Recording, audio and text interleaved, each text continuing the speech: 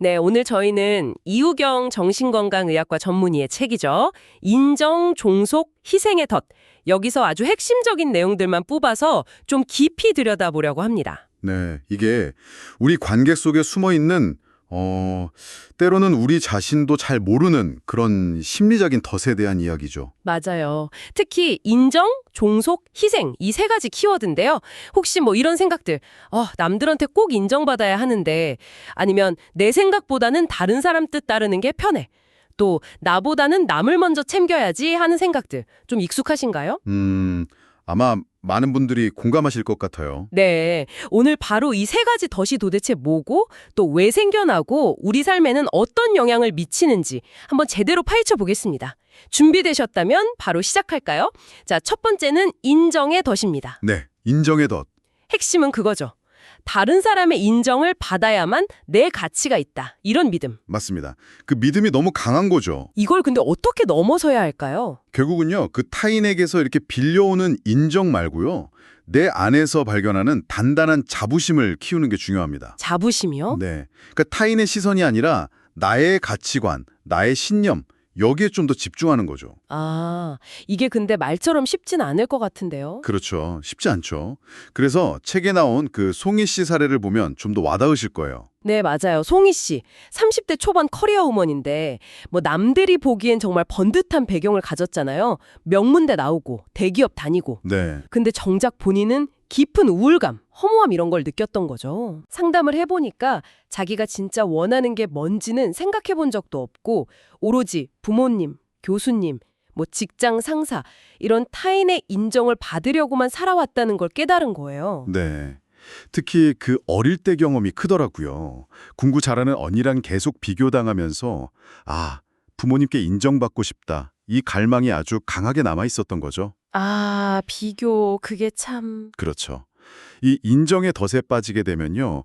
자신의 정체성을 스스로 이렇게 만들어가기보다는 자꾸 타인의 반응이라는 거울에 비춰서 확인하려고 해요. 타인의 반응이 거울이다. 네. 인정받지 못할까봐 불안해하고 어떻게든 그 인정을 얻어내려고 에너지를 막 쏟게 되는 거죠. 그렇군요. 이런 패턴이 보통 어린 시절에 가정에서 뭐 성과나 외모 같은 좀 외적인 가치를 지나치게 강조했거나 아니면 아이의 감정, 생각보다는 겉으로 보이는 것에 더 신경 썼던 그런 경험들에서 비롯될 수 있어요. 아, 그러니까 남들이 나를 어떻게 볼까? 이게 나는 뭘 좋아하지? 보다 훨씬 더 중요해지는 거예요. 와, 타인의 평가가 그냥 내 존재의 기준이 돼버리는 거네요. 네, 바로 그겁니다. 그럼 이런 덫에 걸렸을 때 사람들은 보통 어떻게 반응하나요? 책에서는 한 세 가지 방식 이야기하죠. 네네, 대표적으로 세 가지 대응 방식이 나타나는데요. 첫째는 항복입니다. 항복이요. 네, 말 그대로 그냥 타인을 기쁘게 하려고 무조건 맞추는 거예요. 인정 못 받으면 내가 뭔가 잘못됐나 보다. 막 자책하고 불안해하고 타인 눈치를 엄청나게 살피게 되죠. 아, 너무 피곤할 것 같은데요. 그렇죠. 그리고 두 번째는 회피예요. 네, 아예 그냥 나를 인정 안 해줄 것 같은 사람들. 그런 상황 자체를 피하는 거죠. 이게 그냥 단순히 불편해서 피하는 걸 넘어서서 그 인정받지 못하는 고통에서 도망치려는 그런 행동일 수 있어요. 그래서 때로는 관계 맺는 것 자체를 좀 어려워하기도 하고요. 그렇군요. 그럼 마지막 세 번째는 뭔가요? 마지막은 반격입니다. 반격. 오히려 싸우나요? 약간 그런 모습인데요. 겉으로는 난 네 인정 따위 필요 없어. 이렇게 좀 반항적으로 보여요. 근데 속으로는 인정받고 싶은 욕구가 여전히 아주 강하게 남아있는 상태인 거죠. 아, 겉과 속이 다른 거네요. 그렇죠.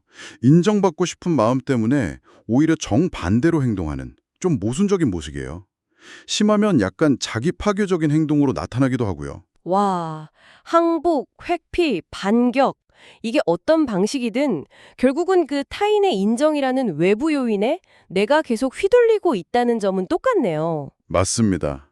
핵심은 그거죠. 결국 아까 말씀하신 것처럼 흔들리지 않는 자부심, 이걸 내 안에서 찾는 게 근본적인 해결책이겠군요. 네, 그렇습니다. 생각해보면 영화 웨더맨에서 아버지 인정에 목매는 아들이나 드라마 제빵왕 김탁구의 그 구마준 캐릭터도 그렇고 이런 인정의 덫 참 여러 모습으로 나타나는 것 같아요. 네, 그렇죠. 당신의 삶에서 인정은 혹시 어떤 의미인가요?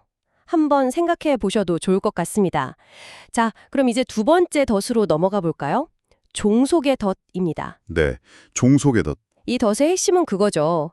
내 필요보다는 상대방의 필요를 따라야 한다. 안 그러면 혹시 버림받을지도 모른다. 이런 깊은 두려움이 깔려 있는 것 같아요. 맞아요. 그 버림받을 거라는 두려움이 상당히 커요. 여기서 벗어나는 열쇠는 뭘까요? 여기서의 핵심은 독립이라고 할 수 있습니다. 독립이요? 네. 그러니까 타인의 기대나 요구에 나를 맞춰서 나 자신을 잃어버리는 게 아니고요. 내 생각, 내 감정을 존중하고 또 표현할 수 있는 그런 건강한 자율성을 회복하는 거죠. 아, 자율성. 네. 그 버림받을지 모른다는 두려움 때문에 계속 나를 희생하면 결국 관계는 왜곡될 수밖에 없거든요. 하긴 아까 이야기 나눴던 그 송이 씨 경우에도 이런 종속의 덫이 좀 보였잖아요. 네, 그렇죠. 어릴 때 부모님 자주 싸우시는 거 보면서 싸움 자체를 피해야겠다. 그래서 자기 주장 없이 그냥 따르는 습관이 들었는데 이게 결혼하고 나서 남편과의 관계에서 딱 문제가 된 거잖아요. 맞아요. 남편은 막 송이 씨 의견 무시하고 자기 주장만 내세우고 송이 씨는 계속 참다가 억눌렀던 분노가 그냥 빵 터져 나온 거죠. 네. 이 종속의 덫에 걸린 사람들은요, 갈등을 정말 극도로 피하려고 해요. 그래서 자기 욕구나 감정보다는 타인 기분 맞추는데 에너지를 엄청 쏟죠. 눈치 보는 거랑 비슷하네요. 그렇죠. 그래서 종종 누군가의 막 오른팔처럼 엄청 헌신적인 역할을 해요. 근데 정작 자기 삶에는 흥미를 잃기 쉬워요. 왜냐하면 자기를 돌보지 못하니까. 아, 그리고 속으로는 계속 불만이랑 분노가 쌓이다가 정말 예상치 못한 순간에 팍 터져 나와서 주변 사람들을 깜짝 놀라기도 합니다. 갑자기요? 네. 혹은 뭐 수동 공격적인 방식으로 불만을 슬쩍슬쩍 표현하기도 하고요. 아, 이것도 참 힘든 패턴이네요. 이런 건 어디서 시작되는 걸까요? 이것도 어린 시절 경험이랑 관련이 있나요? 네, 이것도 그렇습니다. 예를 들면 부모님이 아이 의견을 그냥 묵살해버리거나 아니면 원하는 대로 안 따르면 벌을 준다거나 이렇게 좀 통제적인 환경에서 자랐을 경우에 형성되기가 쉬워요. 통제적인 환경. 네, 혹은 부모님 중 한 분이 다른 한 분한테 일방적으로 막 굴복하는 모습을 보고 자라면서 아, 저게 관계를 유지하는 방법인가 보다 하고 학습했을 수도 있고요. 아, 보고 배우는 거군요. 네, 또 자기 필요를 이야기하면 넌 왜 이렇게 이기적이니? 하고 비난하거나 죄책감을 느끼게 만드는 그런 집안 분위기 역시 원인이 될 수 있습니다. 내 목소리를 내는 게 안전하지 않다고 배우게 되는 거죠. 와, 듣고 보니까 결국 관계에서 좀 안전하고 안정감을 느끼려고 자기 자신을 포기하는 법을 배우게 되는 거네요. 슬픈데요. 그렇죠. 그럼 이 덫에 대한 대응 방식도 아까 인정의 덫처럼 비슷하게 나타나나요? 네, 여기서도 그 항복, 회피, 반격 패턴이 보입니다. 아, 똑같지요? 네, 항복은 뭐 갈등이나 거절이 너무 두려우니까 자기 욕구를 거의 표현 안 하고 그냥 순종적으로 따르는 모습이고요. 네. 회피는 아예 갈등 상황 자체를 피하는데 아주 능숙해지는 거죠. 어떻게든 직접적인 대립은 피하려고 하는데 근데 속으로는 불만이 쌓이니까 관계가 더 꼬이기도 하고요. 그럼 반격은요? 이것도 겉과 속이 다른가요?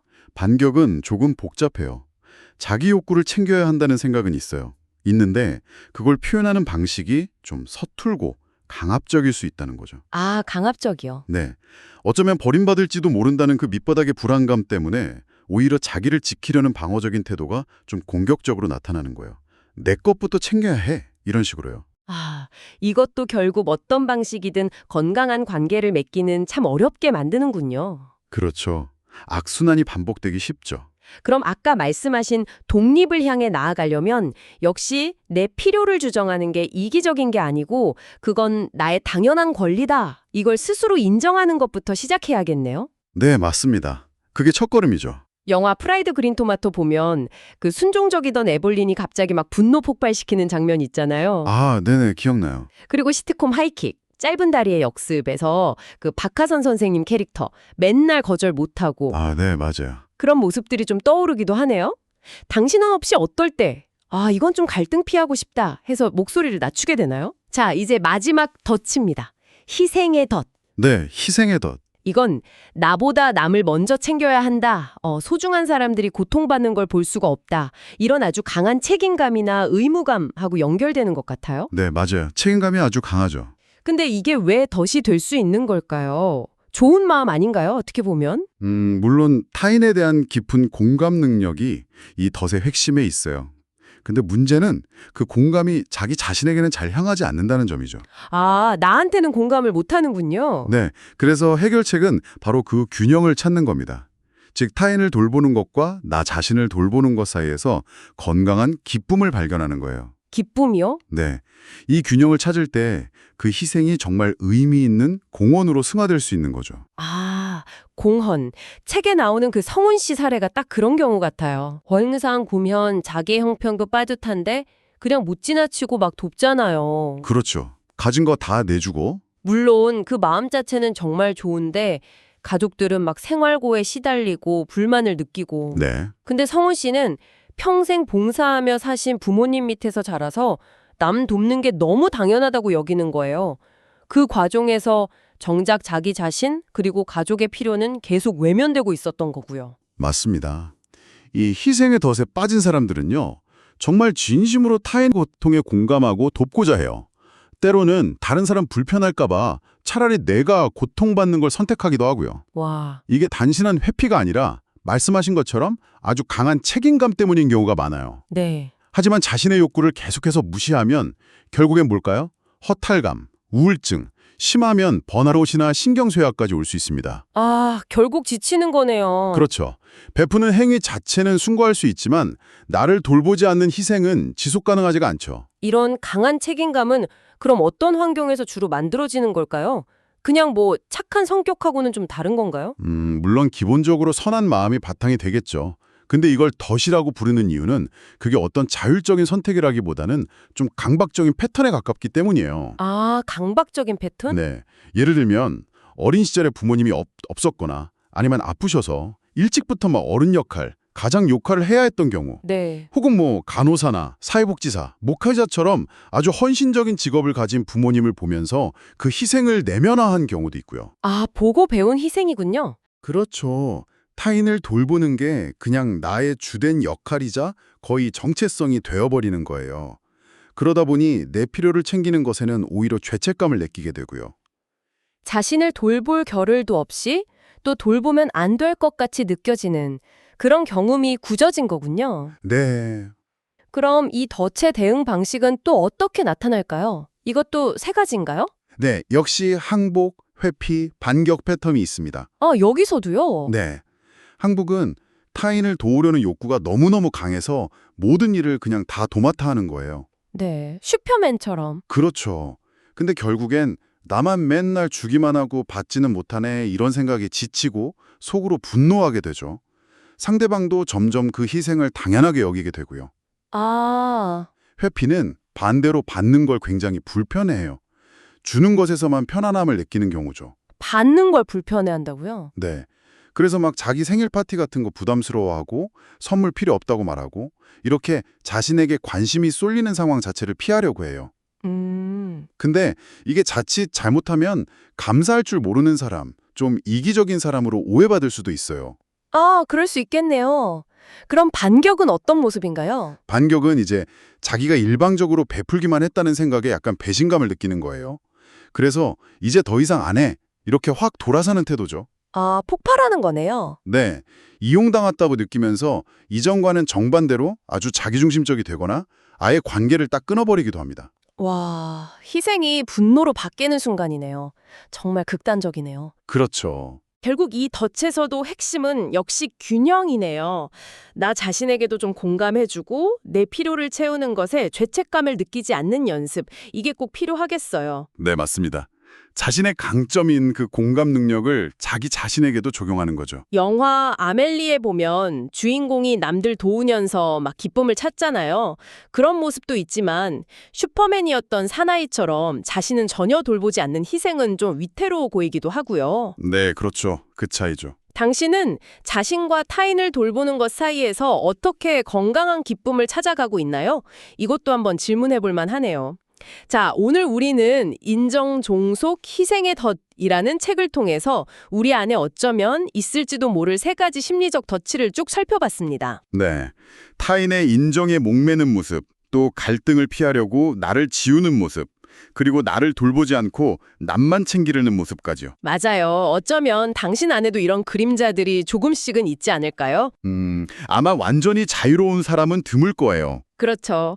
중요한 것은 이런 덫들의 존재를 알아차리는 것, 그거인 것 같아요. 네, 맞습니다. 그리고 그것이 내 삶에서 어떤 패턴으로 나타나는지 또 어디서 비롯되었는지 이해하려는 노력 자체가 변화의 시작이라고 생각해요. 아, 이해하려는 노력. 네. 타인의 시선이나 필요에 그만 휘둘리고 내 안의 목소리, 내 진짜 가치와 욕구에 귀 기울이는 연습을 시작하는 거죠. 그러면 인정의 덫은 건강한 자부심으로, 종속의 덫은 주체적인 독립으로, 그리고 희생의 덫은 균형 잡힌 기쁨과 공헌으로 나아갈 수 있습니다. 와, 자부심, 독립, 기쁨과 공헌. 멋진데요? 네, 충분히 가능합니다. 펜앤 텔러가 이런 말을 했죠. 행복의 문 하나가 닫히면 다른 문이 열린다. 하지만 우리는 닫힌 문을 너무 오래 바라보느라 우리에게 열려있는 다른 문을 보지 못한다. 아, 좋은 말이네요.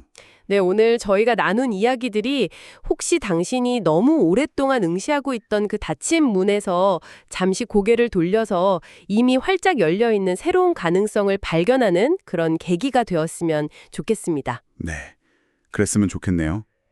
자, 오늘 이야기 나눈 내용들을 다시 한번 되짚어 보시면서요. 당신 스스로에게 한번 던져볼 질문은 무엇일까요?